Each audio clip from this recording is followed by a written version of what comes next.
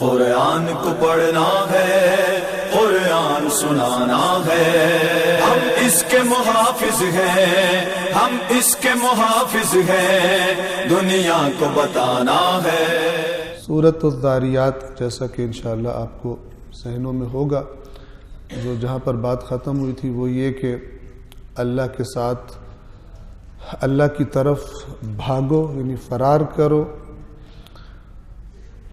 यकीनन मैं तुम्हारे अल्लाह की तरफ से तुम्हें सरीह तंबीह करने वाला हूँ, यानी ऐसा ख़बरदार करने वाला हूँ कि जो ढका छुपा नहीं है, वाज़ेह और रोशन है। और अल्लाह के साथ किसी दूसरे को माबूद न बनाओ, मैं अल्लाह की तरफ से तुम्हें वाज़ेह तंबीह यानी ख़बरदार करने वाला हूँ।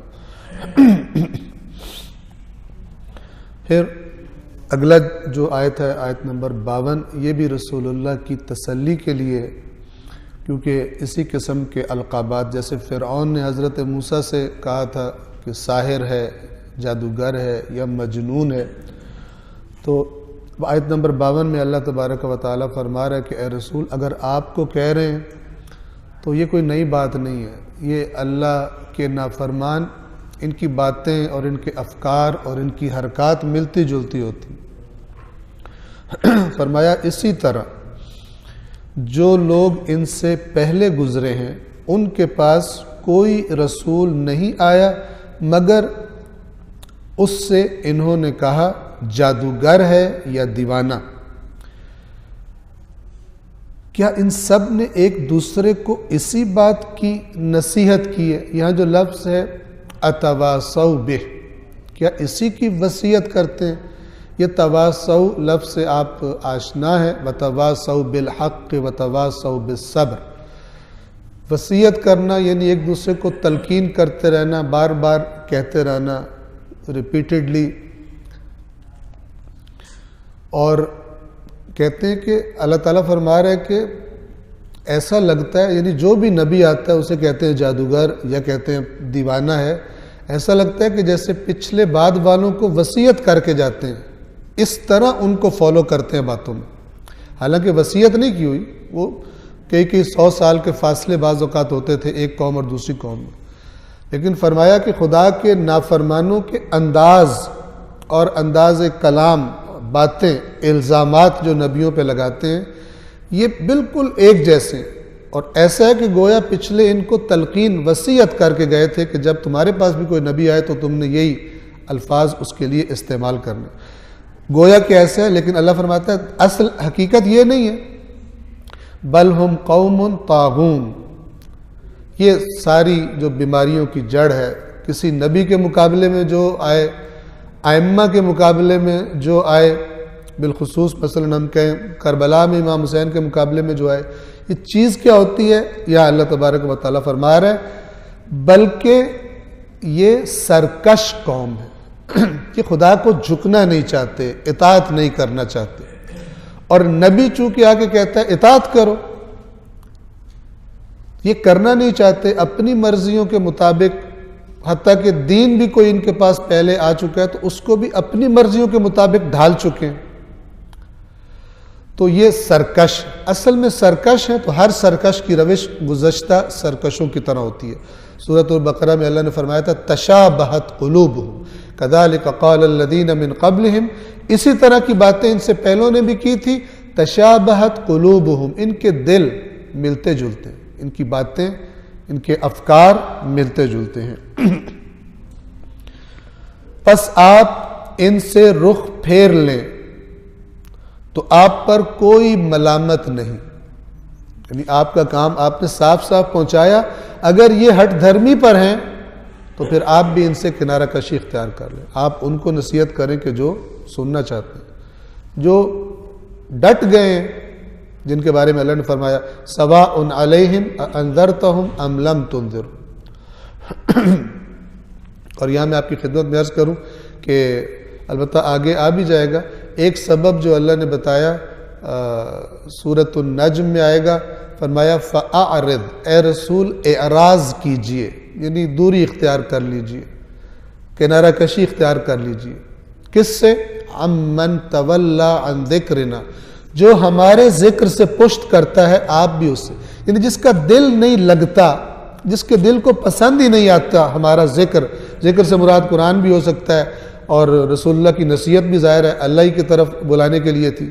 तो जो हमारे जिक्र से पुष्ट करता है आप भी उससे एराज कीजिए। एराज करना यानी किनारा कशी इख्तियार करना। और फिर आगे क्या फरमाया, तवल्ला अन ज़िक्रिना वलम युरिद, और उसका इरादा नहीं है इल्लल हयात दुनिया, सिवाय दुनियावी जिंदगी, यानी जो फकत दुनिया चाहता है ए रसूल उसका काम खराब है। दीन को तो वो चाहेगा, दीन की बात तो वो इंपॉर्टेंस देगा जिसका दिल में आखिरत पर ईमान है, कोई खौफ है। वरना जो फकत दुनिया का तालिब है आप उससे वलम युरिद, और उसने इरादा नहीं किया हुआ इल्ला सिवाय अल हयात दुनिया, हयात दुनिया का। और फिर यही चीज जुड़ जाती है सरकशी के साथ अंबिया के मुकाबले में, जड़ एक ही है। बस आप इनसे रुख फेर लें तो आप पर कोई मलामत नहीं, और नसीहत करते रहें, क्योंकि नसीहत तो मोमिनों के लिए यकीनन फायदामंद है। यानी जिसके दिल में ईमान होगा आप बात अपनी करते रहें, जिसके दिल में ईमान होगा उसको नसीहत आपकी फायदा देती रहेगी, उनके ईमान बढ़ते रहेंगे। जिसके दिल में गुंजाइश होगी, और मैंने जिन्न व इंस को खल्क नहीं किया मगर इसलिए कि वो मेरी इबादत करें। इबादत हरगिज महदूद नहीं है, जिन्हें हम आमतौर पे इबादत कहते हैं। सराहत है इस आयत का। ये आयत क्या फरमाना चाहती है, मैं अर्ज करूं, मिसाल दे दूं। मसलन इमाम मूसा काजिम अलैहिस्सलातु वस्सलाम, एक फरमान की मिसाल दे रहा हूं। फरमाया कि वो शख्स के जो अपने अहलो अयाल को हलाल रिज़्क, हराम नहीं, हलाल रिज़्क ला कर देने के लिए, ज़रूरियात पूरी करने के लिए अपने घर से निकलता है। आज के आप उसे नौकरी कह लें, आप उसे कारोबार कह लें, रिज़्क के हलाल की तलाश में निकलता है। हलाल यानी जो खुदा ने कहा है, और खुदा ने कहा है कि तुम मोमिन को अल्लाह किसी को मोहताज नहीं देखना चाहता। सूरह जुमा में फरमाया फ़इज़ा क़ुदियतिस सलाह फ़ंतशिरू फ़िल अर्दि वब्तगू मिन फ़ज़लिल्लाह। कोई 100% छुट्टी की जरूरत नहीं है। जब नमाज पढ़ ली जाए तो जमीन में फैल जाओ और अल्लाह का फजल तलाश करो, यानी अपने काम करो। लेकिन वहां भी वज़्कुरुल्लाह कसीरा, कसरत से खुदा को याद रखो, ताकि अल्लाह को जैसे भूलोगे शैतान वार करे। लअल्लकुम तुफ्लिहून, ताकि तुम कामयाब हो जाओ। एक सलवात पढ़िए मोहम्मद वाले। अब रिज़्क के हलाल किसका हुक्म है? अल्लाह का ये पाबंद। फरमाया जब अल्लाह के साथ तुम्हारा रिज़्क कनेक्ट हो गया, तुमने यानी अपने इख्तियार से हराम की तरफ तुम नहीं जा रहे, खराबी नहीं कर रहे, तो इमाम ने फरमाया ये उस शख्स की तरह है जो हाथ में तलवार लेकर अल्लाह के रास्ते में जिहाद कर रहा। और जिहाद क्या है? बरतरीन चीज है। जिहाद करने वाला अपनी जान माल को ठोकर लगा चुका होता है, और रिज़्क के हलाल का जिहाद करने वाला इस मामले में अल्लाह की नाफरमानी, रिज़्क के हराम को ठोकर लगा चुका होता है। तो बता, हराम को रिज़्क कहना भी सही नहीं, हराम के कसब को, कमाई को उसके करीब नहीं जाते। तो ये भी उसी मुजाहिद की तरह है। जैसे मैंने आपको जहाद असगर और जहाद अकबर वाला रसूलुल्लाह का किस्सा सुनाया था कि अब तुम घरों को जा रहे हो, वो जहाद अकबर है, क्योंकि वहां शैतान का वार बड़ा तेज होता है। जब पुरअमन जिंदगी गुजार रहे हो, रूटीन है, वरना मैदान जंग में तो तुम अल्लाह से बड़े करीब हो जाते हो, और शैतान को वहां वार करने का मौका कम मिलता है कि तुम्हें वसवसा करे दुनिया का। बस अब देखें इस आयत का मतलब क्या हुआ कि मैंने जिन्न और इंस को खल्क नहीं किया मगर इसलिए कि मेरी इबादत करें, यानी ये भी इबादत है जो मस्जिद में आके की जा रही है। इस इबादत ने सिखाया है कि बाहर भी खुदा की नाफरमानी नहीं करनी, उसी यहां भी उसके बंदे हो, बाहर भी उसी के बंदे हो, हर वक्त उसी के बंदे हो। बंदा भी अब्द है और अब्द से ही लफ्ज इबादत है। तवज्जो फरमा रहे हैं कि तुम मस्जिद में जैसे उसके बंदे थे, बाहर भी हर जगह उसके बंदे हो, तो अब जो कर रहे हो इबादत है। आपने हदीस सुनी होगी, मसलन आलिम का सोना जाहिल के जाग के इबादत करने से अफजल है। क्यों? इसलिए कि सोना इंसान के बदन के लिए ज़रूरी है। सोएगा एक टाइम, शेड्यूल के मुताबिक एक टाइम वो सोएगा, तो जो उसने सुबह जिम्मेदारियां और बड़े काम करने हैं, लोगों को नसीहत करनी है, हिदायत करनी है, वो फिर कर पाएगा। लेकिन अगर ना सोए मसलन भी मरीज हो जाएगा, बाकी सारी सरगर्मियां भी इफेक्ट होंगी। अब अगर वो जो आलिम है, आलिम यानी बात को समझने वाला, जानने वाला, कि हर काम मैं खुदा से जोड़ सकता हूं। अब ये जो बामारिफत सोया है, और इसलिए कि इस बदन के लिए सोना ज़रूरी है ताकि ये आराम कर ले और सुबह इबादत भी करे और सुबह फिर ये अपनी जिम्मेदारियां भी अदा करे, तो खुदा फरमाता है एक जाहिल कि जिसको ऐसे ही बगैर सोचे समझे इबादत कर रहा है, ये सोना उस जागने से अफजल। इसलिए कहा जाता है कि सवाब और अज्र मारिफत के मुताबिक होता है। ये होती है मारिफत। जिस तरह आप दीन को गहराई में समझते जाएंगे, चीजों की हिकमत और फलसफा समझते जाएंगे, दीन आपके लिए आसान भी होता जाएगा और थोड़ी इन्वेस्टमेंट से ज्यादा प्रॉफिट भी होगा, क्योंकि आप लगाएंगे सही जगह पर। बाज़ दफा होता है बंदा तजर्बेकार नहीं है, ज्यादा लगाया गलत जगह पर, डूब गया, ठीक है। लेकिन एक एक्सपर्ट है, उसे पता है किस कंपनी को मसलन जिस पे डिपेंड किया जा सकता है, ये सही है, और वो लगाता है, थोड़ा भी लगाता है तो ज्यादा कमा लेता है। दीन भी ऐसा ही है। लिहाजा फरमाया कि हम अज्र और सवाब जो देते हैं वो इंसान की मारिफत के मुताबिक होता है।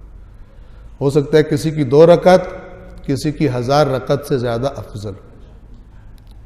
सलवात पढ़िए मोहम्मद वाले। बस इंशाअल्लाह ये आयत वाज़ेह है कि जिन्न और इंस को मैंने खल्क नहीं किया मगर ये कि इसलिए कि वो मेरी इबादत करें। मुराद क्या है? हर जगह मेरे अब्द रहें, जहां भी हैं उनको देखने वालों को पता चल जाए। जैसे होता है ना, ये बाज़ कंपनियों ने जिनको आम पब्लिक सर्विस वक्त काम होता है, स्टोर्स में जाएं तो उन्होंने अपना यूनिफॉर्म दिया होता है, और वो जो बंदा देखता है उसे पता लग जाता है ये फलान कंपनी का मुलाजिम है, ठीक है। तो एक हकीकी अब्दुल्लाह को क्या होना चाहिए? उसका अंदाज, उसकी गुफ्तार वो ऐसा हो कि जो भी देखे उससे वाकिफ, उसे पता चल जाए ये खुदा का बंदा है। इसने वो कंपनी अपने रंग का यूनिफॉर्म पहनाती है, और कुरान में अल्लाह ने फरमाया सिबगतल्लाह, अल्लाह का रंग, वमन अहसनु मिनल्लाहि सिबगा, और अल्लाह से ज्यादा खूबसूरत रंग किसका होगा? ये रंग क्या है? ये वो रंग है जिस तरह हम कहते हैं जिससे दोस्ती हुई उसी के रंग में रंगा गया। ऐसा नहीं था कि उसने कोई कलर कर दिया, उसको पेंट कर दिया, यानी हरकत, बातें, अफकार उस जैसे हो गए। और अल्लाह का रंग क्या है कि इंसान को जो भी देखे उसको पता चले कि ये उस वहदहू ला शरीक का अब्द है। चल बात पढ़े मोहम्मद वाले। मैं न तो उनसे कोई रिज्क चाहता हूं और ना ही मैं ये चाहता हूं कि वो मुझे खिलाएं। यानी वो जो कुछ कर रहे हैं उससे मुझे कोई फ़ायदा नहीं, मैं मोहताज नहीं हूं। ये रिज़्क़ का लफ्ज़ क्यों इस्तेमाल किया? क्योंकि इंसान इस पर डिपेंड करता है, उसकी ज़िंदगी डिपेंड करती है। तो मसलन बाप बूढ़ा हो गया, अब बच्चे से कहता है तू कमा मैं खाऊंगा, पर मैं खुद नहीं कमा सकता। खुदा बंदे आला फरमाना चाह रहा है कि तुमसे मुझे कुछ नहीं चाहिए कि तुमने अब तुम बड़े हो गए हो, ज़्यादा हो गए, तुम कमाओ तो मुझे खिलाओ, नहीं, क्योंकि खुदा किसी का मोहताज नहीं है। फिर अगली आयत में बात खोल के बयान की, आयत नंबर 58 में, यकीनन अल्लाह ही बड़ा रिज्क देने वाला है।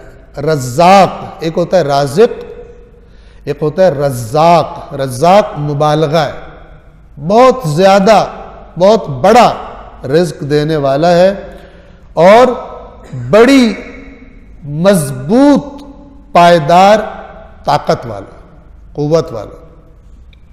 वो कमजोर नहीं होता कि उसे कोई चीज खाने की जरूरत पड़ेगी, और वो किसी चीज का मोहताज नहीं है, बल्कि वो तो देने वाला है, बहुत बड़ा देने वाला है।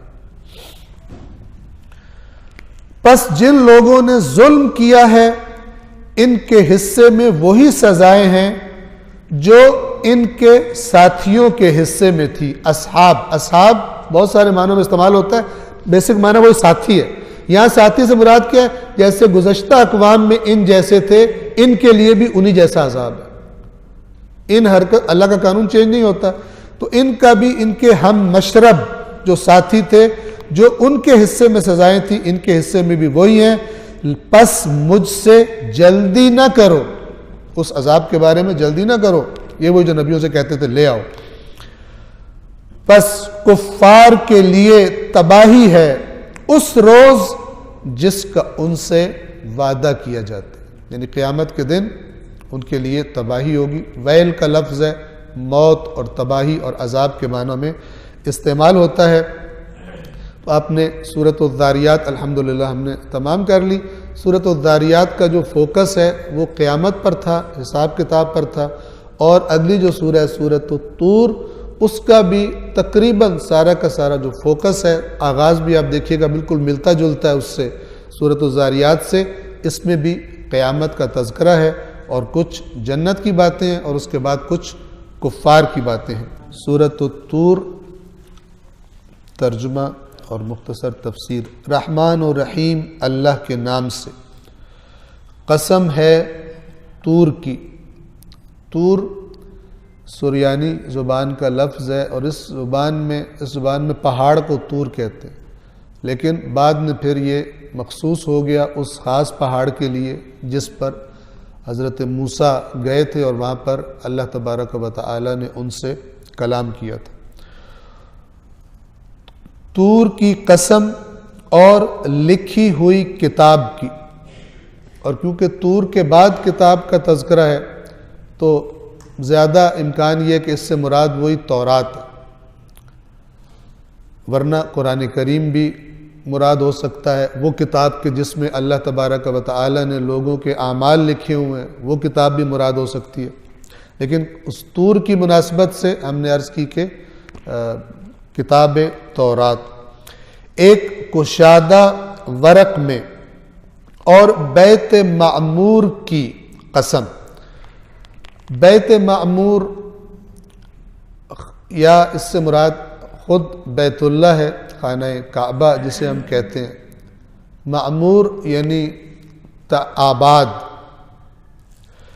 और या इससे मुराद बाज़ रिवायात ऐसी आई हैं कि खाना काबा की बिल्कुल सीध में आसमान पर इसी तरह का एक गोया के बैत है जिसको हर वक्त फरिश्ते जहाँ तवाफ़ करते हैं और अल्लाह तबारक व तआला की इबादत करते हैं, तो वो बैत मामूर है। और बुलंद छत की कसम, यानी आसमान की कसम। और मौजज़न समंदर की, बहरिल मसजूर, ऐसा भरा हुआ कि जो तूफ़ानी हो, पानी गोया बाहर आने को तैयार हो। और आप देखते हैं ये जिसे हम मसलन सुनामी कहते हैं कि जब आपने देखे होंगे मनाजिर कि किस तरह जब पानी ज़मीन पर खुश्की पर दाखिल होता है तो इंसानों की सूरत हाल क्या होती है। और ये क़यामत जब आएगी तो तब भी एक जो काम होगा, फरमाया व इदल, सूरत तकवीर में व इदल बिहारु सुज्जरत, और जब जो समंदर हैं वो बिफर जाएंगे और गोया के खुश्की पे चढ़ आएंगे। और मौजज़न समंदर की, मौजज़न इन्होंने तर्जुमा किया क्योंकि समंदर की मौजें गोया के बाहर आने की तरफ तैयार होती हैं। ये सारी कस्में खाने के बाद फरमाया आपके रब का अजाब जरूर वाक़े होकर रहेगा। ये जितनी चीज़ें हैं खुदा की कुदरत की निशानी है। पहले किताब का तज़किरा किया, तूर का तज़किरा किया, वो मरबूत है इंसानों की हिदायत से। यानी हमने जो नबी भेजा, हम जो अम्बिया भेजते हैं, और ये जो तुम हमारी कुदरत के मनाजिर देखते हो, ये सारा निज़ाम बनाया है, ये सब हमने बेहुदा नहीं बनाया। और बेहुदा ना होने की एक दलील क्या है कि हम हिसाब किताब करेंगे। तेरा ये सब चीज़ें गोया गवाही दे रही हैं कि ये निज़ाम बातिल नहीं है, और हम हिसाब किताब का दिन बर्पा करेंगे। क़यामत आने वाली है।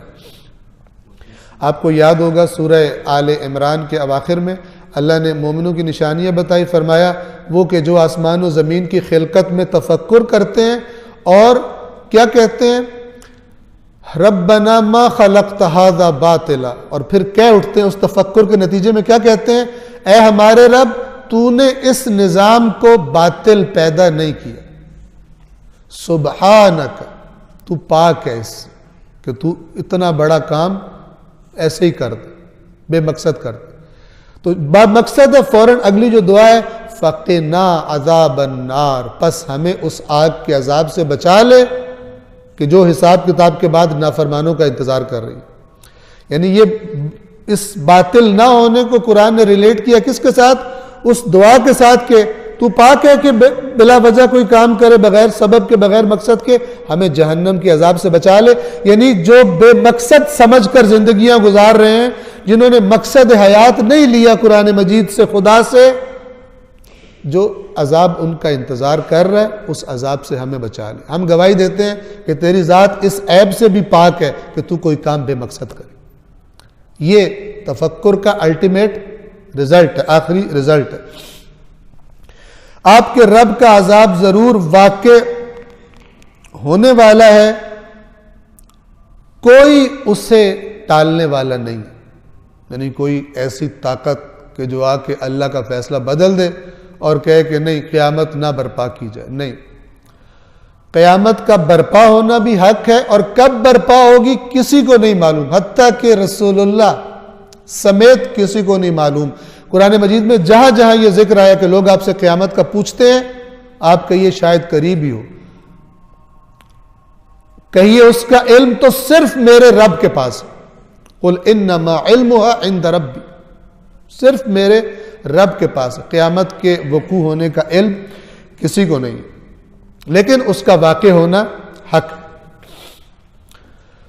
जब वाक़े होगी तो क्या होगा, खुदावंद आलम बताता है, उस दिन आसमान बुरी तरह थरथराएगा। ये जो अरबी का लफ्ज़ है तमूरु, तमूरु यानी अचानक जैसे कोई चीज़ ज़ोर से घूमती है, घूमना शुरू हो जाती है, और आसमान ज़ोर से घूमने लगेगा, थरथरा जाएगा, और पहाड़ पूरी तरह से चलने लगेंगे। यानी जिन्हें तुम दुनिया में बड़े मजबूत समझते हो, मजबूती की अलामत है जो पहाड़, और अल्लाह ने उनको मजबूत बनाया, कुरान ने बताया मेखे बनाया है, ये मेखे भी उखड़ जाएंगी और ये भी चलना शुरू हो जाएंगे।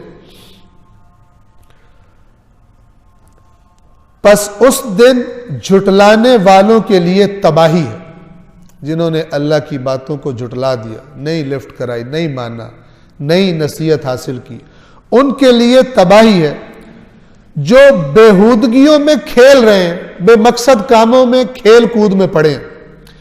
बेमकसद काम से मुराद क्या, यानी जो खुदा मकसद हयात बताता है उससे कट कर दुनिया में उलझे हुए हैं। तो हर काम जो अपनी मकसद हयात से कट चुका है, कुरान कहता है वो पता चलेगा तुम्हें कि वो बेहुदा काम। जैसे सूरतुल गाशिया में फरमाया, हल अताका हदीथुल गाशिया, क्या ढांप लेने वाली की बात पहुंची है तुझ तक, यानी क़यामत जो सबको ढांप लेगी। वजूहुन यौमइज़िन खाशिआ, कुछ चेहरे उस दिन बड़े शर्मिंदा और झुके हुए होंगे। आमिलतुन नासिबा, मेहनतें कर कर के थके हुए। वो मेहनतें किस लिए की थी, दुनिया के लिए। आमिलतुन, बड़े अमल किए थे, नासिबा, थके हुए, बड़ी मैंने बना ली, मेरे जितना है ही कोई नहीं, थके हुए होंगे। होगा क्या उस थकावट का, उस मेहनत का नतीजा क्या होगा, तस्ला नारन हामिया, भड़कती हुई आग में इनको फेंका जाएगा। तुम्हारी मेहनत का ये रिजल्ट है जो तुमने मकसद हयात भुला दिया था। तुस्का मिन आइनिन आनिया, और फिर इनको प्यास लगेगी तो फिर खौलता हुआ पानी इनको पिलाया जाएगा।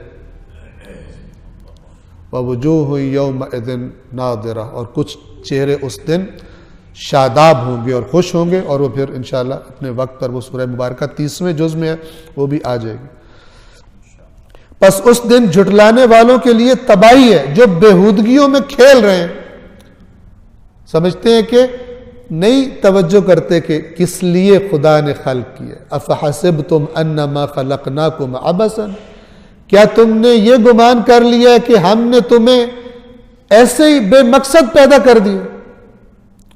बस अक्लमंद वो है जो पैदा करने वाले से जाने कि किस लिए पैदा हुआ, और वो जानने से ऐसा नहीं है कि दुनिया खराब हो जाती है। दुनिया खराब नहीं होती, वो तो खुदावंद आलम ने जो लिखा है हलाल से भी दे देगा। हाँ, आखिरत बन जाती है, और दुनिया गुजरने वाली है, आखिरत बाकी रहने वाली। वल आखिरतु खैरुन व अबका, आखिरत बेहतर भी है और बाकी रहने वाली भी है। जो बेहूदगियों में खेल रहे हैं, उस दिन वो जोर से धकेल कर जहन्नम की तरफ फेंके जाएंगे। यानी ये जो लफ्ज है युद्दाऊना, यद्दुल यतीम, जो यतीम को धक्के देता है, यहां पर है युद्दाऊना इला नार जहन्नम दाआ। ये दाआ जो है ये ताकीद के लिए कि बुरी तरह धक्के दे के उनको जहन्नम में फेंका जाएगा। यानी दुनिया में गोया के मुतकब्बिर थे और कोई उनको टच भी नहीं कर सकता था, ठीक है, तो उस दिन फिर उस तकब्बुर को खुदावंद आलम खराब करेगा और बुरी तरह धक्के देकर उनको जहन्नम की आग की तरफ फेंका जाएगा। ये वही आग है जिसको तुम लोग झुटलाया करते थे। तो क्या ये जादू है? यानी अल्लाह उस दिन कहा जाएगा, क्या मतलब, यानी कुरान को तुम कहते थे जादू है, ये जो अल्लाह के रसूल ने बातें बताई तुम कहते थे ये जादू है। जहन्नम के पास जब धक्के दे के ले जाए जाएंगे और नजर आना शुरू हो जाएगी आग, तो कहा जाएगा ये भी जादू है। यानी ये हकीकत है, जो खुदा के नबी ने बताया था वो तुम्हारे सामने है, अब बोलो जादू है। तो क्या ये जादू है या तुम अब भी नहीं देख रहे? अब भी वहां भी तुम हक को नहीं देखते थे, वहां तुम्हें ये नजर नहीं आती थी, अब भी कहो नहीं दिखाई दे रही। अब भी कहो जो वहां कहते थे कि अगर सच्चे हो तो ले आओ इसको। तो क्या ये जादू है या तुम नहीं देखते? अब इसमें जलो और सलवात पढ़िए मोहम्मद वाला।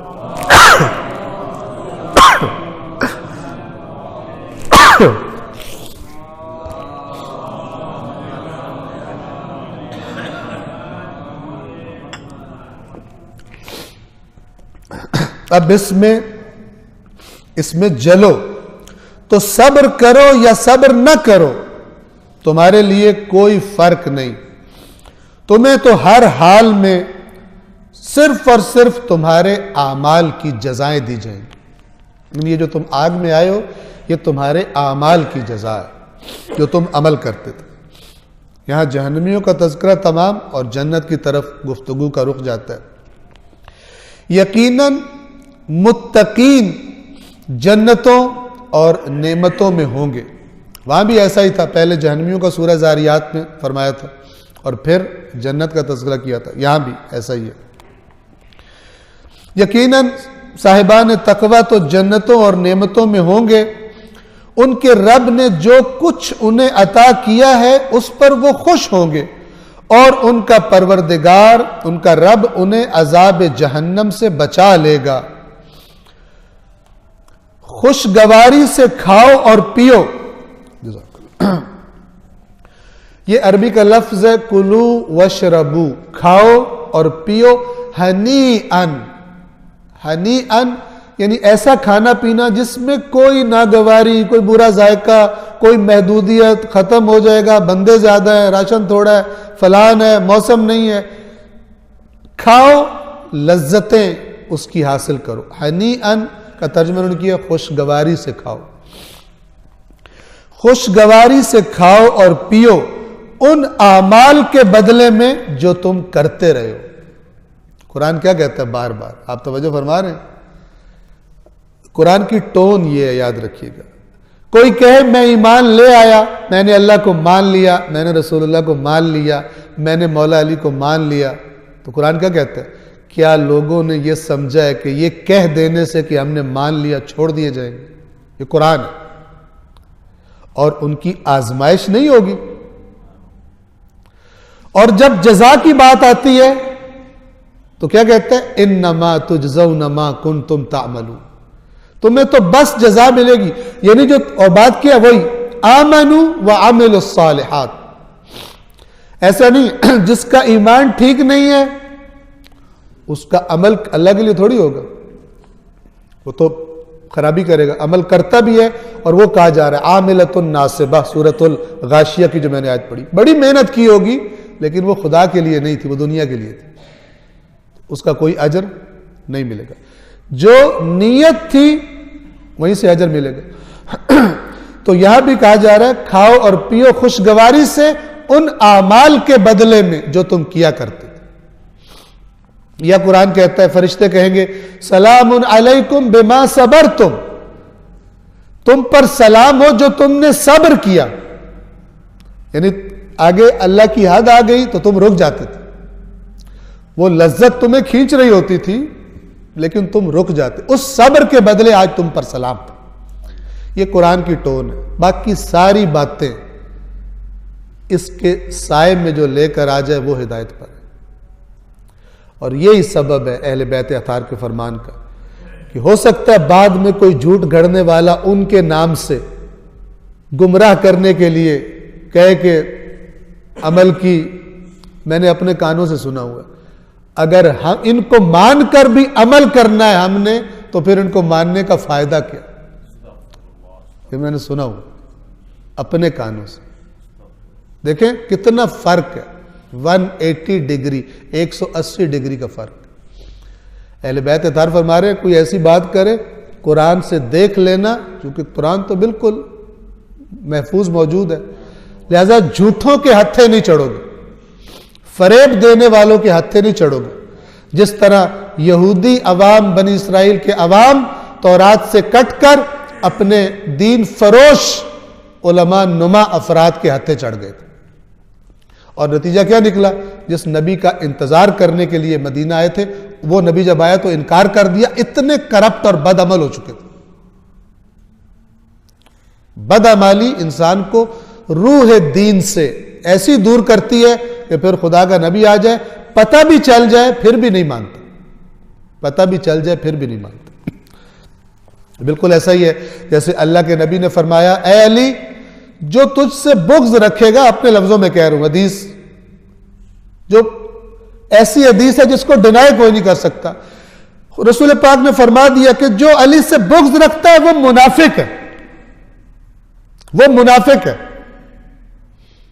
ये फार्मूला हर जगह चलेगा। अब कोई कहे कि हजरत अली को मारने के दरपे हो गया फिर भी मोमिन है, ठीक है, तो ये फिर मोमिन नहीं होगा। ये फिर आपने भी कुरान के साथ खेलना शुरू कर दिया, आपने भी रसूलुल्लाह की हदीस के साथ खेलना शुरू कर दिया। सलवात पढ़िए मोहम्मद वाले।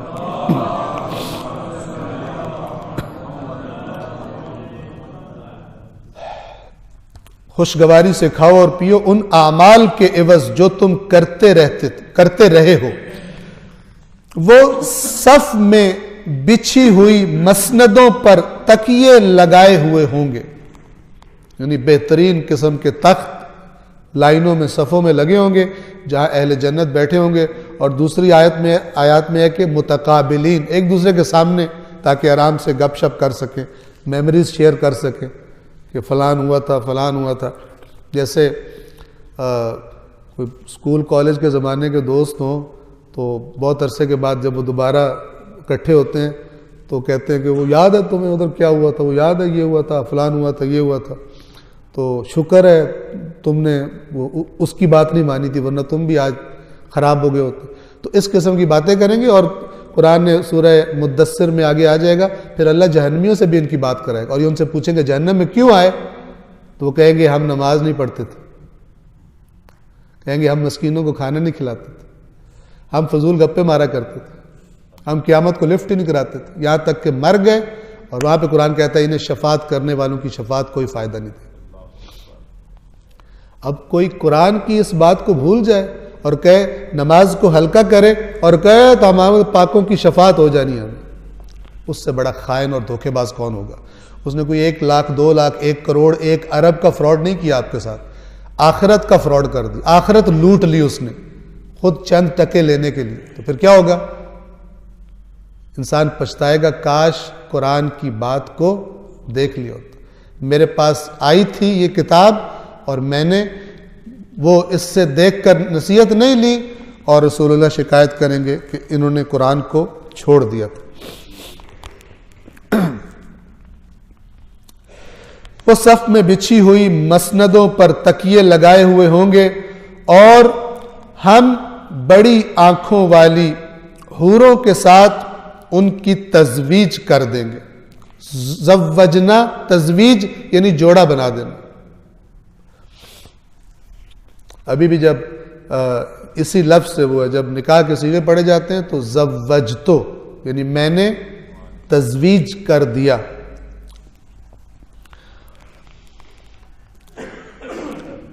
आयत नंबर 21 तवज्जो फरमाइएगा। और जो लोग ईमान लाए और उनकी औलाद ने भी ईमान में उनकी पैरवी की, खुद भी मोमिन थे, औलाद ने भी पैरवी की, यानी क्या मतलब, गोया कि औलाद की भी तरबियत की। जितना मुझे जहन्नम का खौफ होगा अपने बारे में, उतना ही अपने बच्चे के बारे में भी होगा, उतना ही अपनी बीवी के बारे में भी होगा, अपने प्यारे दोस्त के बारे में भी होगा। लेकिन अजीब तजाद मिलता है, अगर वो बच्चा आपको बता के मैं स्कूल जा रहा हूँ जहाँ पढ़ने से उसको दुनिया मिलनी है, और आपको कुछ पता चले कि 3-4 दिनों से ये स्कूल नहीं आ रहा, पता चले आपसे फ्रॉड कर रहा, तो आप कितने संजीदा मामले को लेंगे और बच्चे से कहेंगे नहीं छोड़ूंगा तुम्हें, किधर तुम जाते हो, डांटेंगे। और बहरहाल उस पर फिर निगाह रखेंगे कि कोई बंदा साथ स्कूल छोड़ के आए और लेकर आए कि ये भागे ना कहीं। क्यों? आप कहेंगे मैं इतना जो कमाता हूँ मुश्किल से तेरे पे खर्च कर रहा हूँ और तू इतना अहमक आदमी है, तू मेरे खून पसीने की कमाई उड़ा रहे, तू इतने संजीदा। लेकिन यही बच्चे नमाज नहीं पढ़ते, है ही नहीं, गोया कि खुद भी इतना खौफ नहीं है जहन्नम का। तो जब अगर खुद डर होता तो फिर दुनिया के खराब होने का खौफ है, लिहाजा बच्चे पर पूरा फोकस है, आखिरत के खराब होने का इतना खौफ ही नहीं, तो फिर इतना फोकस भी नहीं। अक्लमंद वो होता है जो कंपैरिजन करे, मवाजना करे, बातें बड़ी वाज़ेह होती हैं, कॉमन सेंस की होती हैं, ठीक है।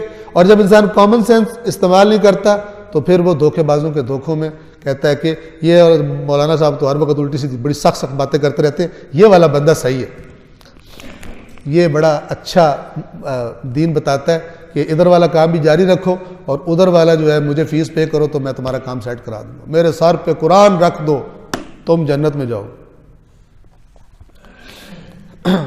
कुरान कभी नहीं बदल सकता, याद रखिएगा, ता क़यामत ला तब्दील लिकलिमातिल्लाह। ये आयत गवाह बनी, खुदा दिखाएगा, ये नहीं लिखा हुआ, ये नहीं थी मेरी किताब, तेरे रब के कलिमात में कोई तब्दीली नहीं हुई। आप गुजर गया सूरह काफ में, मा युबद्दलुल क़ौलु लदय्या, मेरे पास बात फैसले बदलते नहीं है, वमा अना बिज़ल्लामिन लिल अबीद, मैं अपने बंदों पे जुल्म नहीं करता, ये जो तुम्हारी हालत हुई है ये तुम्हारे अपनी हरकत की वजह से हुई है।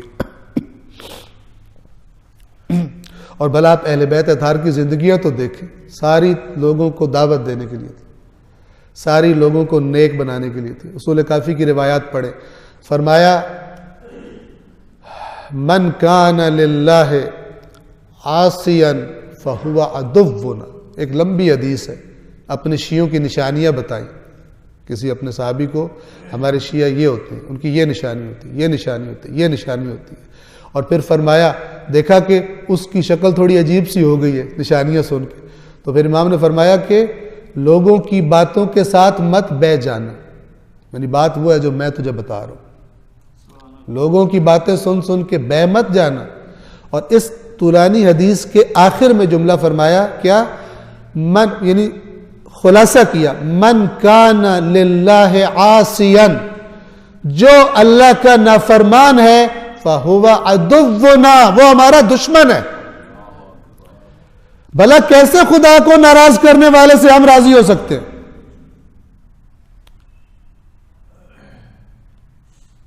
वो जो अल्लाह की रजा पर सब सख्तियां सह के कहते हैं, खुदाया जिस तरह तू राजी हम राजी, वो खुदा की नाराजगी पे राजी हो जाएंगे। जिंदगी मेरी खुदा को नाराज करने वाली हो और मुझे किसी ने गोली खिला दी हो कि इमाम हुसैन तुझसे राजी, ये ठीक नहीं है, ये ठीक नहीं है। ये अगर आप अच्छी तरह इन बातों को ज़हन में रखें तो आपको यही कुरान की आयत फिर नूर बनती है, फिर इंसान देख लेता है कौन कैसी बातें करता है। क्योंकि आपको अहले बैत का दुश्मन बन के कोई खराब नहीं करेगा, अहले बैत वाला बन के ही खराब करेगा, अहले बैत के नाम पर ही तारीफ करेगा। आपके दिलों में वो जो पाकीज़ा मोहब्बत है अहले बैत की, वो गलत इस्तेमाल हो जाएगी। लिहाजा वो बता गए कि हमारी बातें कुरान के साथ रख लें, हमारी बातें नहीं, हमसे मंसूब कोई करके आके तुम्हें बताए भाई ये इमाम हुसैन ने फरमाया, पहले कुरान को देख लें। हम कुरान के खिलाफ बात नहीं करते। लन यतफर्रका हत्ता यरदा अलैयल हौज, अबदन ये जुदा नहीं होंगे एक दूसरे से यहां तक कि हौज पर मुझे इकट्ठे मिल जाए। कल आपको मैंने सही सनद चंद दिन पहले हदीस सुनाई थी कुतुब अहले सुन्नत से कि जनाब उम्मे सलमा फरमाती हैं, मैंने खुद रसूलुल्लाह से सुना है कि कुरान अली के साथ और अली कुरान के साथ है, ये दोनों कभी जुदा नहीं होंगे यहां तक कि हौज़ कौसर पर मेरे पास इकट्ठे हो जाए। इतनी वज़ाहत की बात। और हम उन्हें, और जो लोग ईमान लाए और उनकी औलाद ने भी ईमान में उनकी पैरवी की, उनकी औलाद को हम उनसे मिला देंगे। ये एक एक्स्ट्रा खुशी होगी कि जो वालिदैन थे नेक, अल्लाह तबारक व तआला उनकी औलादों को उनसे मुलाकात करवा देगा। और जो इसकी वजाहत में फरमाया गया वो एक, यानी ये वजाहत भी फरमाई गई कि अगर मसलन औलादें कुछ दर्जे में कम थी तो खुदा उन वालिदैन की बरकत से थे जन्नत में, तो दर्जा भी इकट्ठा कर देगा, उनको भी ऊपर ले आएगा, क्योंकि ये नस्ल दर नस्ल खुदा के बंदे थे, खुद भी नेक थे, औलादों को भी नेक बनाया। तो अगर थोड़ा फर्क भी रह गया तो अल्लाह वो फर्क हटा कर इनको इकट्ठे कर देगा। और वो जो अपनी औलाद को, अपने रिश्तेदारों को देखने की लज्जत होती है, वो खुशी भी एक एक्स्ट्रा खुशी बन जाएगी। जबकि दूसरी तरफ यौम यफिर्रुल मर्उ मिन अखी व उम्मिही व अबी व साहिबतिही व बनी, जिस दिन बाप बेटे से भाग रहा होगा, भाई से भाग रहा होगा, बीवी से भाग रहा होगा, सबसे भाग रहा होगा। एक ये, और सूरह मारिज में है कि कहेगा इन सब को अगर अल्लाह जहन्नम में डाल दे मुझे छोड़ दे, मैं तैयार हूं सौदा करने।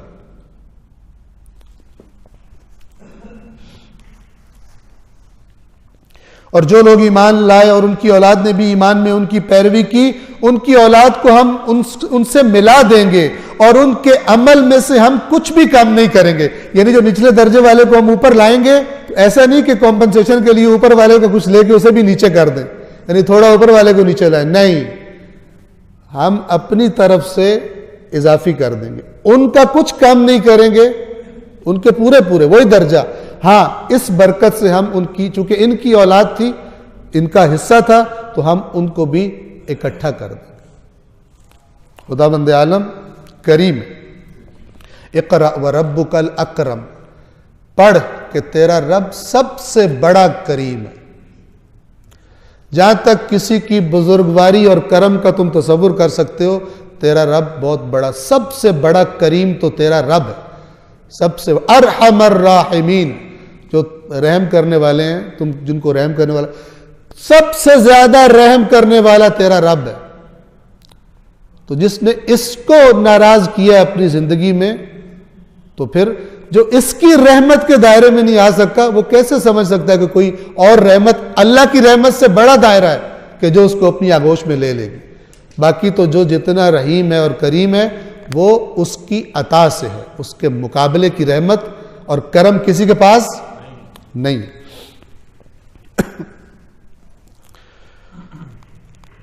और उनके अमल में से हम कुछ भी कम नहीं करेंगे। हर शख्स अपने अमल का गिरवी है। कुल उम्र इम बिमा कसब रहीन, रहीन जैसे चीज गिरवी रखी जाती है। हर शख्स अपने अमल का गिरवी है, उसका हिसाब देगा तो वहां से छूटेगा। और हमने उन्हें फल और गोश्त जो उनका जी चाहे हम उन्हें फराहम करेंगे। वहां वो आपस में, इन्होंने तर्जुमा किया जाम फेराते होंगे, जबकि जो लफ्ज अरबी का लफ्ज है वो यतनाज़ऊन, तनाज़ो, इसका असल माना होता है झगड़ा, ठीक है।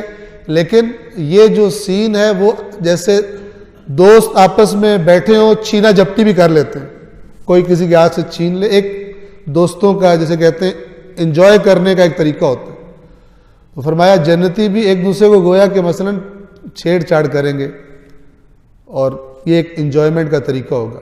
यतनाज़ऊन फीहा कअसन, लेकिन ये वो छीना झपटी नहीं होगी कि जिससे कोई नाराज हो और कुछ हो, वो लज्जत के लिए होगा, हंसी और खुशी के लिए होगा। और लेकिन जाम की फिर खसूसियत भी बता दी, जिसमें न बेहूदगी होगी और न गुनाह। यानी ये वाला जाम जो होता है जिसको पीकर बेहूदगी भी होती है और गुनाह भी होता है और खुदा की नाफरमानी भी होती है, तो वो नहीं होगा उस शराब में के जो अल्लाह तबारक व तआला जन्नत में अल्लाह की तरफ से इन्हें पेश की जाएगी। वो वहां आपस में जाम फेराते होंगे जिसमें ना बेहूदगी होगी और ना गुनाह। ऐसा नहीं होगा कि वहां पी कर दूसरों को गालियां निकालना शुरू कर दें, ऐसा नहीं होगा। और उनके इर्द गिर्द नौ उम्र खिदमत गुजार लड़के उनके लिए चल फिर रहे होंगे। जैसे किसी बहुत ज़बरदस्त रेस्टोरेंट में बड़े ज़बरदस्त यूनिफॉर्म पहन के वेटर्स फिर रहे होते हैं, सर कोई चीज़ कम तो नहीं है, सर कोई प्रॉब्लम तो नहीं है, कोई मुश्किल तो नहीं है। तो मैं वैसे मिसाल के तौर पे कह रहा हूँ। तो वहाँ पर बेहतरीन खिदमत गुजार, ये लफ्ज़ है यतूफ, तवाफ कर रहे होंगे, यानी उनके इर्द गिर्द फिरते होंगे ताकि किसी चीज़ की कमी ना हो। और वो होंगे कैसे? गोया के छुपाए हुए मोती। जैसे ये छुपाए हुए क्यों कहा कि एक जो चीज़ बिल्कुल फ्रेश होती है जिसे छुपा के रखा गया हो, हत्ता कि उसको माहौल के गर्मी सर्दी के असरात ने भी उसको मुतासिर ना किया हो, तो उसको जब पहली दफ़ा मसलन खोला जाता है तो उसकी एक ख़ास तरोताज़गी होती है। तो फरमाया कि लुअलुअम मकनून, मोती होंगे जैसे छुपा के रखे गए थे। और अगर कोई छुपा हुआ खजाना इंसान पहली दफ़ा देखता है तो बाद में देखता रहे तो वो लज्जत नहीं होती जो पहली दफ़ा, ठीक है, उसको देखने में आती है। मैं मिसाल देता हूँ, फ़र्ज़ करे किसी ने कोई बहुत ज़बरदस्त को शौक था, उसे बड़ी मेहनत की गाड़ी खरीद ली, पहली दफ़ा जब उसमें बैठता है तो उसको बहुत मज़ा आता है, ठीक है। लेकिन थोड़े अरसे के बाद जब बाहर घर से निकलता है, साथ से एक और उससे अच्छी गाड़ी गुजरती है तो उसको अपनी वाली गाड़ी जो है वो थोड़ी हल्की लगनी शुरू हो जाती है। फरमाया कि ऐसे होंगे जैसे, इसी तरह जो अज़वाज हैं, हूरों का जो तज़किरा है वहाँ पर सूरह रहमान आगे आ जाएगी, लम यतमिथहुन्ना इंसुन क़ब्लहुम वला जान, उनको न किसी जिन ने न किसी इंसान ने पहले किसी ने छुआ भी नहीं होगा। क़ासिरात तर्फ़, झुकी हुई आंखों वाली, शर्म हया, कि जो खुदा ने जिसको उनका मालिक बनाया है, ज़ौज बनाया है, उसके अलावा किसी से हम कलाम भी नहीं होंगे। उनमें इतना कॉन्फिडेंस नहीं होगा दूसरों से भी आंखों में आंखें डाल के हंस हंस के बातें करें। आजकल कॉन्फिडेंस ये होता है ना कि जितनी कोई शर्म हया के बगैर लिबास पहनने में, बातें करने में, कुरानी तरबियत, लेकिन जाहिर बात है कि कि जब मैं खुद हूँगा तो फिर मैं कोशिश करूँगा, मैं जानता हूँगा तो फिर मैं बताऊँगा, अगर मैं जानता नहीं हूँगा तो मैं बताने पर भी कुदरत नहीं रखता। गोया वो छुपाए हुए मोती हों और ये लोग आपस में एक दूसरे की तरफ रुख करके एक दूसरे से सवाल करेंगे, पूछेंगे, बातें करेंगे, डिस्कस करेंगे। क़ालू, कहेंगे, हम इससे पहले अपने घर वालों के बारे में डरते रहते थे। यानी ये जो अल्लाह ने आज हमें बच्चे मिला दिए हमारे, ये हुआ पता कैसे है कि हमें खुद अल्लाह ने दी थी तौफीक, दीन की समझ दी थी, तो हम खुद अपने लिए भी डरते थे जहन्नम से, अपने बच्चों के बारे में भी खुदा से डरते रहते थे। तो आज अल्लाह ने हमारे बच्चे भी हमारे साथ इकट्ठे कर दिए। ये वही कहेगा ना जो खुद भी मोमिन हो और अपनी औलाद को भी मोमिन बनाए। तो ये फिर बताएंगे एक दूसरे को कि ये जो खुदा ने मिलाया है ना, मसलन फर्ज करें वो किसी और दर्जे से आके मिलेगा तो बताएंगे कि ये इसलिए हुआ है क्योंकि हम जो थे, हमने इनके बारे में खुदा से डरते थे, हमने कोशिश की कि ये भी नेक हों, ये भी नमाजी हों, अच्छे अखलाक के मालिक हों, खुदा से जोड़ने की हमने इन्हें कोशिश की।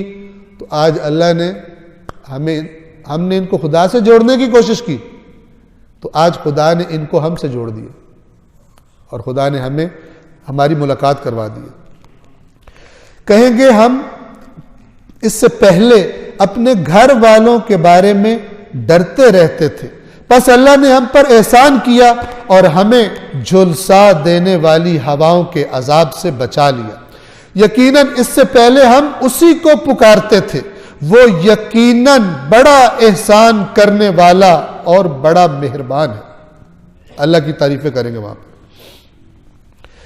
बस ए रसूल, आप नसीहत कीजिए कि आप तो अपने रब के फजल व करम से, यानी आप पर अपने रब की नेमत है, बिनिअमत रब्बिका, आप अपने रब की नेमत से न काहिन है न मजनून है, ना आप नजूमी हैं। ये काहिन कहते थे जो गैब की खबरें सुनाते थे और कहते थे कि हमने जिन रखे हुए हैं वो हमें गैब की खबरें देते हैं, काहिन उसे कहते हैं। तो ये कुफार एक इल्जाम रसूलुल्लाह पे लगाते थे, ये जो कहता है यूं होगा यूं होगा, ये कोई काहिन किस्म का आदमी है, नाउजुबिल्लाह। और कभी कहते थे ये जादूगर है, कभी कहते थे ये नाउजुबिल्लाह मजनून है। मजनून कहते हैं जिसकी के दिमाग पर कोई ऐसा बीमारी हो गई हो, कोई ऐसा मसला हुआ हो कि उसका दिमागी तवाजुन ठीक ना हो, उल्टी सीधी बातें करता हो, उसे कहते हैं मजनून। बस आप नसीहत करते रहें कि आप अपने रब की नेमत से न काहिन हैं और न मजनून। क्या ये लोग कहते हैं ये शायर है?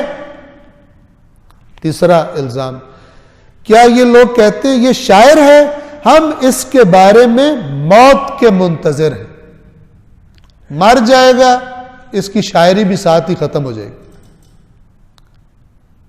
ये शेर बोलता है मर जाएगा और ये जुड़ा हुआ है उसी अबतर वाले मसले के साथ। इसके बाद ये अभी कुछ अरसा शोर है, मरेगा तो खत्म हो जाएगा। हम इसके बारे में, ये लफ्ज़ है नतरब्बस, तरब्बुस अरबी में कहते हैं, इसका माना है इंतजार, लेकिन इंतजार खुद अरबी का लफ्ज़ है। तरब्बुस किसी के बारे में हादसे का इंतजार करना, यानी ये इंतजार करना कब इसके साथ कोई हादसा पेश आता है, ये। तो हम इसके बारे में गर्दिश ज़माना यानी मौत के मुंतज़िर हैं। ए रसूल कह दीजिए इंतजार करो, यकीनन मैं भी तुम्हारे साथ इंतजार ही कर रहा हूं। तुम भी इंतजार करो कि तुम इंतजार करो कि मेरे पे क्या आता है, और मैं इंतजार में हूं कि इस नाफरमानी के की जगह तुम पर क्या आने वाला है, इसके बदले में तुम पर क्या आने वाला। अब यहां से अल्लाह तबारक व तआला आयत नंबर 32 से सवालों की शक्ल में एतराज के तौर पर, ये जो इतना झुटला रहे हैं और इस नसीहत को, बार बार की नसीहत को कबूल नहीं कर रहे, ये कहां से गाइडेंस ले रहे हैं, इनके पास कौन सी ताकत है, ये खालिक हैं, ये तेरे रब के खजानों के मालिक हैं, ये क्यों इतना अकड़ रहे हैं, क्यों नहीं झुकते इस नसीहत के सामने, क्यों नहीं अल्लाह की बात मान लेते? क्यों नहीं आपकी पुरखुलूस नसीहतों को मान लेते? ये अब सारे के सारे जो आगे आएंगे वो एतराजात हैं सवालों की शक्ल में। क्या इनकी अक्लें इन्हें यह करने को कहती हैं, या क्या ये सरकश लोग हैं? ये दूसरा क्या जो है ये हकीकत है। इनकी अक्लें नहीं कहती, इनकी सरकशी कहती है। वजह फरमा रहे, गौर कीजिए, क्या इनकी अक्लें इन्हें यह कह रही हैं कि ऐसा करो, या क्या ये सरकश है? यानी ये सरकश है।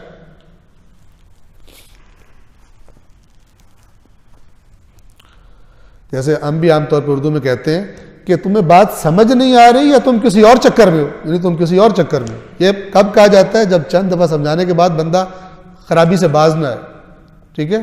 तो कहते हैं फिर तुम्हें समझ नहीं आ रही है, तुम किसी और ही चक्कर में हो। तो क्या इनकी अक्लें इन्हें ऐसा करने को कहती हैं, या ये सरकश लोग हैं? या क्या ये लोग कहते हैं इसने कुरान को खुद से घड़ लिया? ये भी कहा करते थे इसने घड़ा है, बल्कि ये तो ईमान नहीं लाते। यानी जो कहते हैं घड़ लिया, तो अगर इसने घड़ लिया तो फिर हमारा चैलेंज है सारे पढ़े लिखे इकट्ठे हो जाओ। ये हमारा रसूल तो तुम में से किसी का शागिर्द भी नहीं है, सारी जिंदगी तुम्हारे सामने गुजरी है, इसको कोई उस्ताद नहीं है, किसी से पढ़ा नहीं है, तो फिर उनकी नजरों में तो अनपढ़ है, तो कोई पढ़ाने वाला नहीं है, ठीक है? तो ये एक कलाम लेकर आया है, तुम अपने सारे पढ़े लिखे जमा कर लो और इस जैसी एक सूरत बना के ले आओ। नहीं कर सकोगे, अगर ना कर सकोगे, नहीं कर सकोगे, तो फिर उस आग से डरो। यहां पे वो है, क्या ये कहते हैं कि इसने घड़ लिए? ये झूठ कहते हैं। अगर घड़ लिया होता तो तुम तो ज्यादा पढ़े लिखे समझते हो, अपने आप को बना के ले मुकाबले में, इसे नीचा दिखा दो। बात ये नहीं है, बात ये कि तुम ईमान नहीं लाते, बल्कि ये ईमान नहीं लाते। बस अगर ये सच्चे हैं कि इसने घड़ लिया है, तो इस जैसा कलाम बनाकर ले आए। क्या ये लोग बगैर किसी खालिक के पैदा हुए हैं, या ये खुद अपने खालिक हैं? किसने बनाया इनको? खुद बनाया? इंसान अपने आप से पूछे, मैंने अपने आप को खुद बनाया, तो पता चल जाएगा मैंने खुद नहीं बनाया। खुद बनाना होता तो सामने अपने के ही पहले वो कहता कि मैंने अपने आप को बनाना है, तुम सारे मेरे सामने तस्वीरें रखो, मैं देखूं मैं कितना खूबसूरत जो है वो अपने आप को बनाता हूँ, अपनी सारी चॉइस करता। मैंने किस घर में पैदा होना है जहाँ पे वो कहते हैं सोने के चम्मच मुंह में लेके पैदा होना, उस घर में पैदा हूँ, सारी चॉइस तुमने खुद खालिक किया या बगैर खालिक के पैदा हुए हो? या इन्होंने आसमानों और जमीन को खालिक किया है, बल्कि ये लोग यकीन नहीं रखते, ये मशकूक लोग हैं। क्या इनके पास आपके रब के खजाने हैं, या उन पर इन लोगों का तसल्लुत है? यानी ये कंट्रोलर है, इनका हुक्म चलता है, क्यों ये अकड़ रहे हैं, क्यों अल्लाह की बात नहीं मान रहे? या इनके पास कोई सीढ़ी है जिसके जरिए ये वहां से बातें सुनते हैं, आसमान की बातें? ये जो आपको जवाब दे रहे हैं, ये कोई सीढ़ी है इनके पास कि आसमान से जो आप कह रहे हैं वो सही नहीं है, और जो सही है वो इनको पता है, ऊपर से जाके सुन के आ गए हैं और आपका मुकाबला कर रहे हैं? तो फिर इनका सुनने वाला वाज़े दलील पेश करे। अगर ये सुनने वाले हैं तो फिर जो ऊपर से बात सुनकर आए हैं, फिर अपनी दलील पेश करें। इनके पास कोई दलील भी नहीं है खुदा के इनकार की, आपके बातों के इनकार की। क्या अल्लाह के लिए बेटियां और तुम्हारे लिए बेटे हैं? ये एक खुराफात किस्म का अकीदा जो अल्लाह के बारे में बनाया हुआ था। क्या अल्लाह के लिए, कहते थे फरिश्ते अल्लाह की बेटियां, क्या अल्लाह के लिए बेटियां और तुम्हारे लिए बेटे? इसकी तफसील इंशाअल्लाह कल जो सूरह हम पढ़ेंगे, सूरह मुबारक नज्म, वहां पर आ जाएगी कि ये बेटियां, फिर तफसील से आपकी खिदमत में अर्ज करूंगा। वहां पे अल्लाह ने इनका जवाब भी दिया हुआ। क्या खुदा यहां पर एतराज है, क्या तुम अल्लाह के लिए बेटियां और तुम्हारे लिए बेटे? अगली बात, क्या आप इनसे अजर मांगते हैं कि उस तावान के बोझ से इनकी कमरें टूटी जा रही हैं? आपने इनसे कहा है कि ये जो मैं तुम्हें बता रहा हूं मेरे अकाउंट में जो है मसलन पहले इतने पैसे कराओ तब मैं करूंगा, अब इनको प्रॉब्लम हो रही है कि पैसे कैसे पे करें इस बात सुनने के लिए। मगरम अरबी जुबान फहुम में मगरमिन, मगरम कहते हैं उस जुर्माने को कि जो बिला वजह हो जाए, बंदे को किया ना हो कुछ तो किसी मिसअंडरस्टैंडिंग में उस पर जुर्माना पड़ जाए। मुत्तलून सकील से है कि अब इन पर बोझ पड़ा जा रहा है और गोया इनकी कमर टूटी जा रही है। आपने इनसे मांगा कुछ कि जिसको पे करते हुए इनकी कमरें टूटी जा रही हैं और इसलिए ये आपकी बात नहीं सुन रहे। आप तो कुछ नहीं मांगते।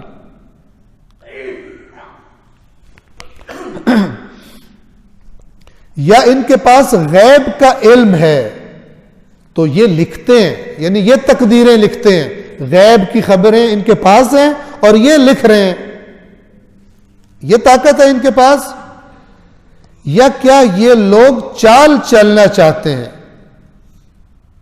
तो काफिर लोग तो खुद चाल का शिकार है।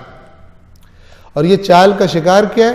यानी मिसाल के तौर पर कोई, जो मैं मिसाल दिया करता हूं, कोई बड़ा एक्सपर्ट चोर बड़ी प्लानिंग से, बड़ी चाल से कहीं चोरी करने जा रहा हो और जिधर जा रहा है वहां पे एडमिनिस्ट्रेशन को, पुलिस को पहले ही पता है इसकी सारी चाल का। अब ये समझ रहा है मैं चाल चल रहा हूं, जबकि वो इंतजार करके असल में उन्होंने चाल चली हुई है। यानी इसकी चाल का नतीजा, ये बड़े कॉन्फिडेंस से जा रहा है कि मेरा पता ही किसी को नहीं, दर हकीकत धोखा खाकर पकड़े जाने की जगह में जा रहा है।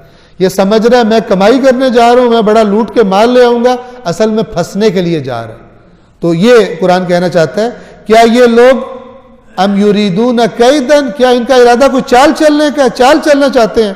फल्लदीन कफरू हुमुल मकीदून, तो जिन लोगों ने कुफ्र किया उन पे चाल चल दी गई है, उनके खिलाफ चाल चल दी गई है। या क्या अल्लाह के सिवा इनका कोई और माबूद है? अल्लाह पाक है इस शिर्क से जो ये लोग करते हैं, खुदा के अलावा किसी और को माबूद बनाते हैं। और अगर ये लोग आसमान से कोई टुकड़ा गिरता हुआ देख लें तो कहेंगे ये तो भारी बादल है।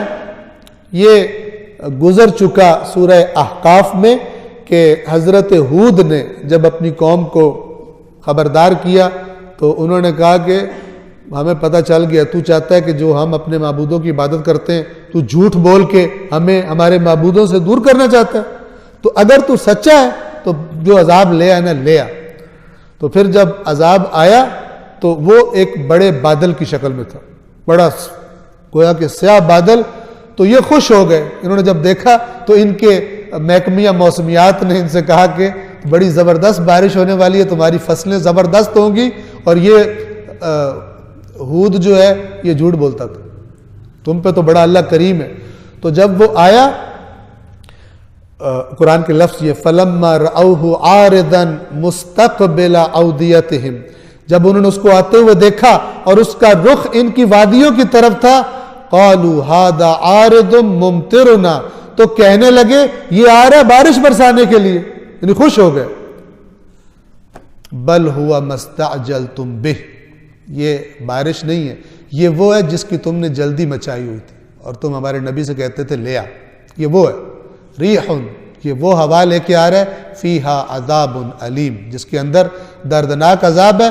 तो दम्मिरु कुल्ल शैइन बिअम्रि रब्बिहा, ये अपने रब के अम्र से हर चीज को तहस नहस करके रख देगा। फअस्बहू ला युरा इल्ला मसाकिनुहुम, और फिर जब सुबह हुई तो उनके मस्कन तो उजड़े हुए नजर आ रहे थे और कोई चीज वहां नजर ही नहीं आती थी, वहां बसने वाले दिखाई नहीं देते थे।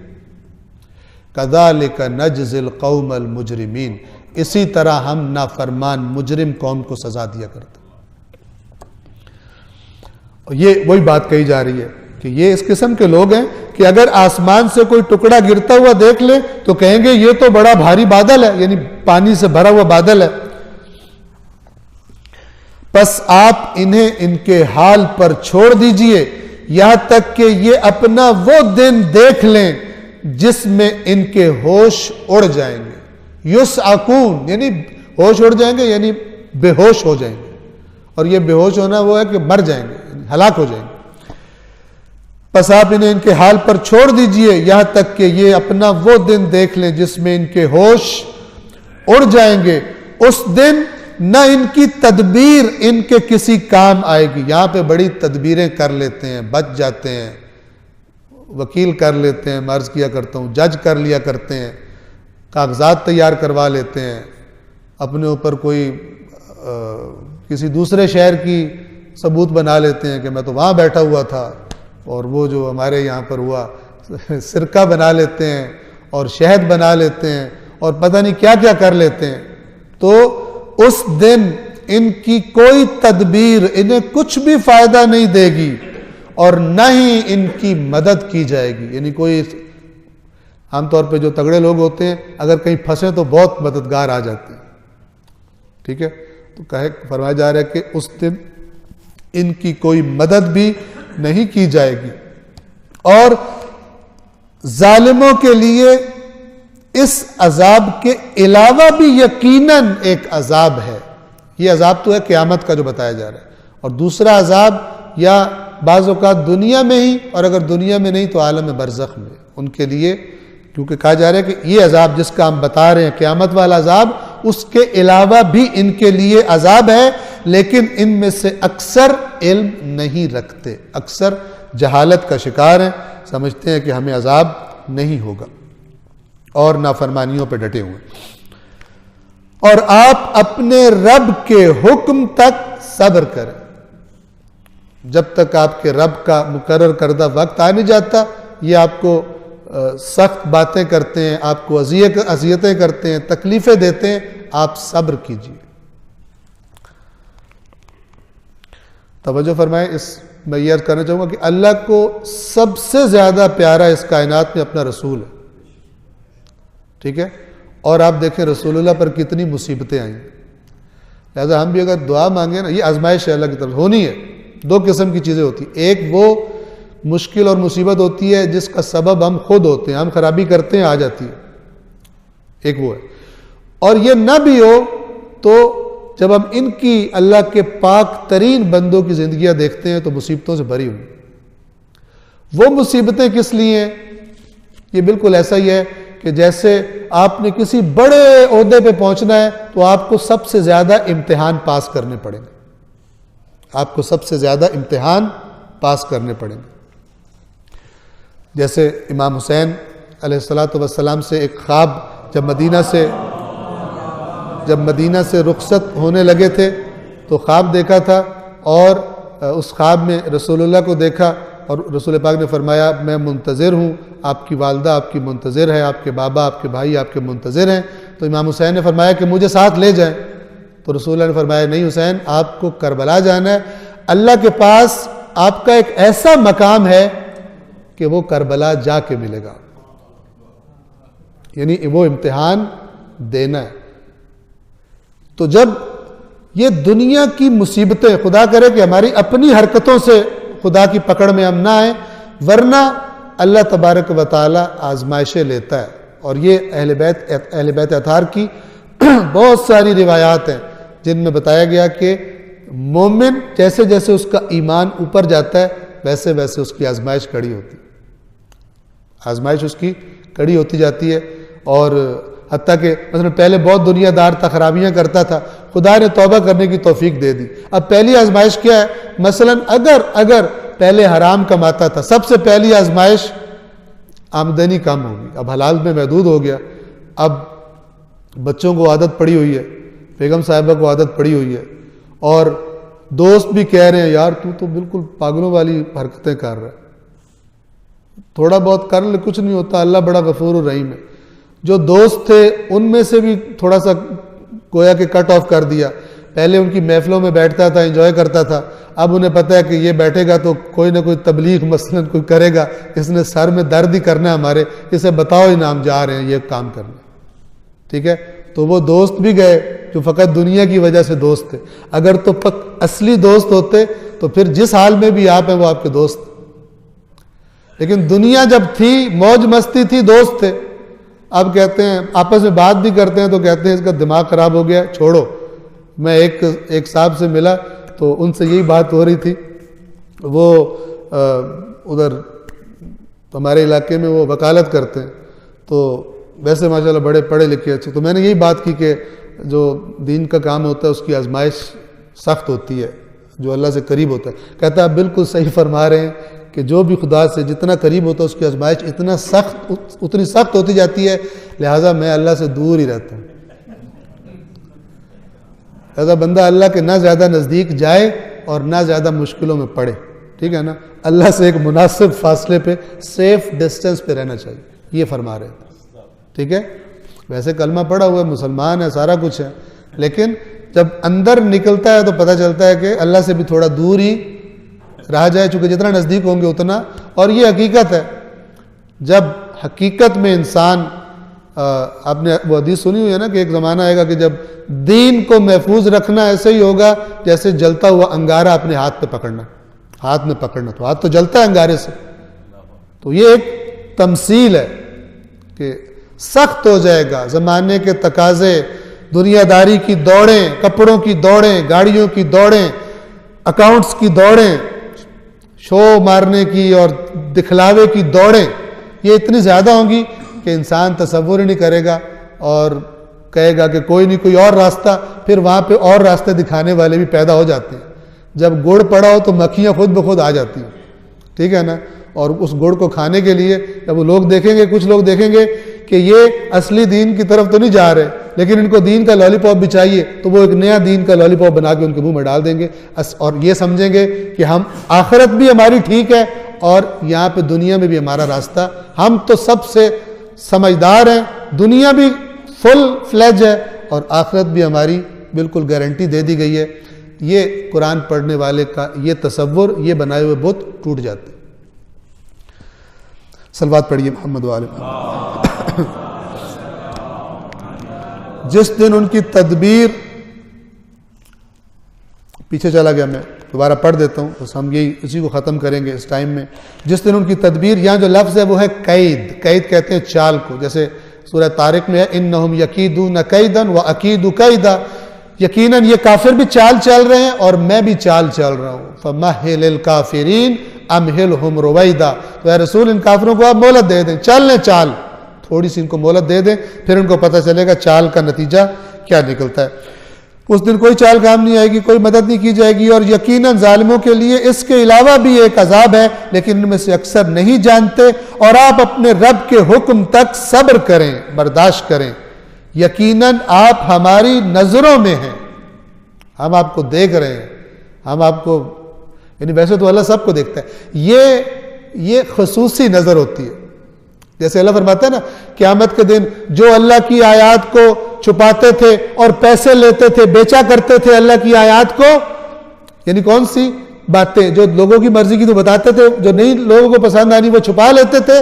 अल्लाह वो अपने पेट में आग भर रहे हैं, जो ले रहे हैं उसके बदले में कमा रहे हैं, अपने पेट में आग भर रहे हैं। वला युकल्लिमुहुमुल्लाहु यौमल क़ियामह, क़यामत के दिन अल्लाह उनसे बात भी नहीं करेगा, यानी अगर पुकारेंगे बात भी नहीं करेगा। और वला यंजुरु इलैहिम, उनकी तरफ नजर भी नहीं करेगा।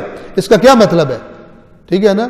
ये हम जो दुनिया में जिस तरह देखते हैं ना, वरना अल्लाह सबको देख रहा है, वो जहन्नमियों को भी देख रहा है, वो जन्नतियों को भी देख रहा होगा, वो आज भी देख रहा है, वो हर वक्त देखता है।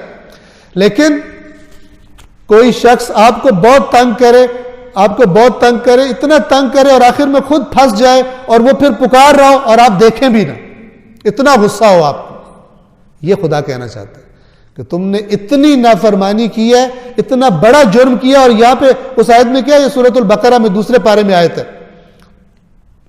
इन्नल्लज़ीना यक्तुमूना मा अंज़लल्लाहु मिनल किताब, वो लोग जो अल्लाह ने अपनी किताब में नाजिल किया उसे छुपाते हैं, व यश्तरून बिही समनन कलीला, और उसके बदले में, यानी छुपाने के बदले में क्यों छुपाते हैं, क्योंकि लोगों को पसंद नहीं आता।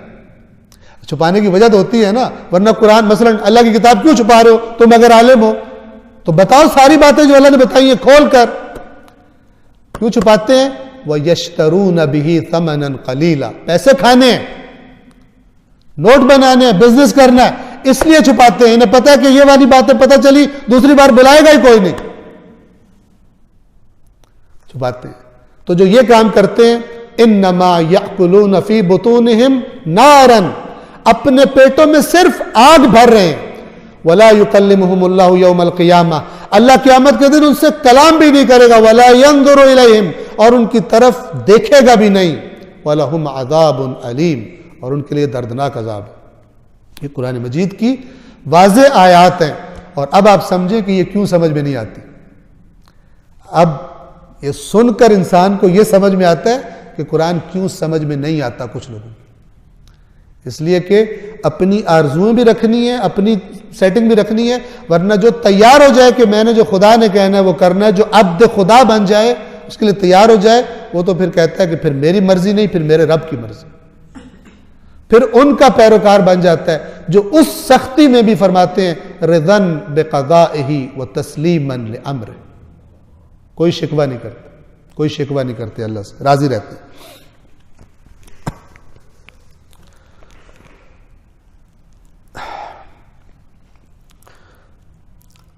और आप अपने रब के हुक्म तक सब्र करें, यकीनन आप हमारी निगाहों में हैं।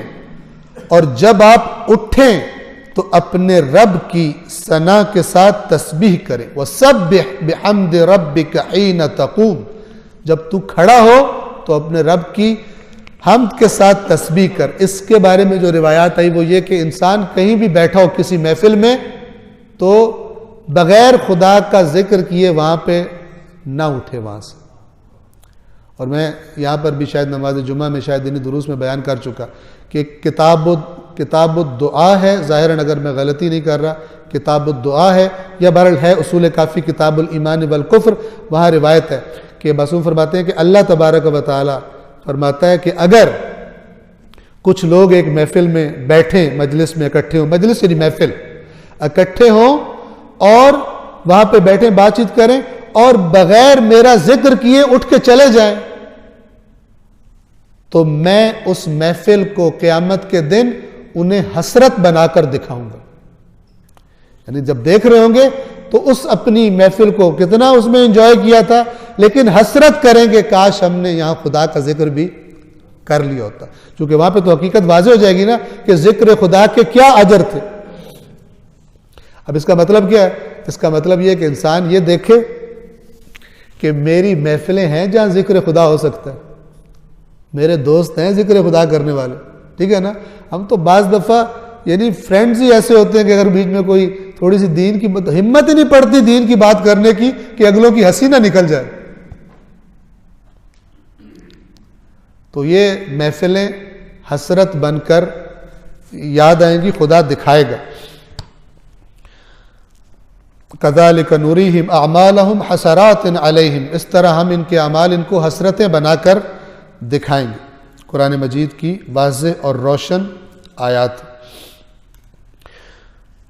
और जब आप उठें, तकूम कहते हैं खड़े होने को, जब आप उठें तो अपने रब की सना के साथ तस्बीह बयान करें। और अगली आयत को जब देखें, और रात के बाज़ हिस्सों में भी उसकी तस्बीह करें और सितारों के गुरूब होने के बाद भी तस्बीह करें। तो अगर इस सारी अगली आयत को भी देखा जाए तो ये तकूम से मुराद यानी गोया कि जब फजर के लिए उठना है उस वक्त भी तस्बीह मुराद नमाज है। रात की तस्बीह यानी तहज्जुद, और इदबार अन्नुजूम, इससे मुराद भी जब सितारे गुरूब हो रहे हो, मुराद वही है कि जब मसलन नमाज तहज्जुद का वक्त होता है उस वक्त तस्बीह करें। और जब आप उठते हैं सुबह नमाज फजर के लिए उस वक्त भी तस्बीह करें। या इसका माना लिया जाए कि जब भी आप बैठे हों उठें तो आप अपने रब की तस्बीह करें। और रात के बाज़ हिस्सों में और सितारों के गुरूब होने के बाद भी अपने रब की तस्बीह करें। मौलाए मुत्तकियान अमीरुल मुमिनान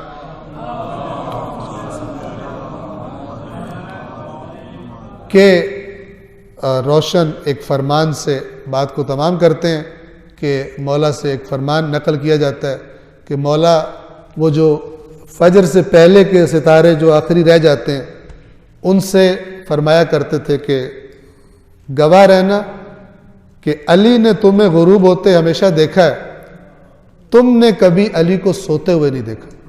यानी इस टाइम जो उस वो वक्त तहज्जुद है। तुमने कभी है तुम हो और अली सोया हुआ हो, तुमने कभी ऐसा नहीं देखा और अली ने हमेशा तुम्हें अलविदा होते हुए, तुम्हें गुरूब होते हुए देखा है। मुराद ये कि उस वक्त मौला कायनात जाग रहे होते। खुदावंद आलम हकीकी हमें तौफीक दे कि हकीकी माना में, हकीकत में हम इन पाकीज़ा हस्तियों ने जो रास्ता दिखाया है अपने अमल के ज़रिए, अपने फ़रामीन के ज़रिए और कुर्बानियाँ दी हैं इस रास्ते को बचाने के लिए, महफूज कर देने के लिए, खुदावंद आलम इस रास्ते पर चलने की तौफीक और ताकत हम सबको अता फरमाए। और हमारे अंदर, चाहे हमें पता है चाहे हमें नहीं पता, हमारे अंदर हमसे कोई ऐसे काम हो गए हैं कि जिससे तौफीकात सल्ब हो गई हैं और अब हमें तवज्जो भी नहीं है कि क्यों ये तौफीकात सल्ब हुई हैं। परवरदिगार आलम तू जानता है उन हमारी कमियों को, उन हमारी ख़ताओं को माफ़ फरमा, और वो तौफीकात जो अपने तू नेक बंदों को देता है, जो तेरे इन हस्तियों के दिखाए हुए रास्ते पर चलते हैं, हमें वो तौफीकात अता फरमा। परवरदिगार बिहक़ कुरान करीम, बिहक़ मोहम्मद व आले मोहम्मद, कुरान करीम मोहम्मद व आले मोहम्मद की तालीमात को पढ़ने की, समझने की, उन पर अमल करने की, अपनी आइंदा नस्लों की उन्हीं तालीमात के मुताबिक तरबियत करने की, हमें इसका एहतमाम करने की तौफीक अता फरमा। अल्लाहुम्मा सल्लि अला मुहम्मदिन व आले मुहम्मदिन व अज्जिल फ़रजहु।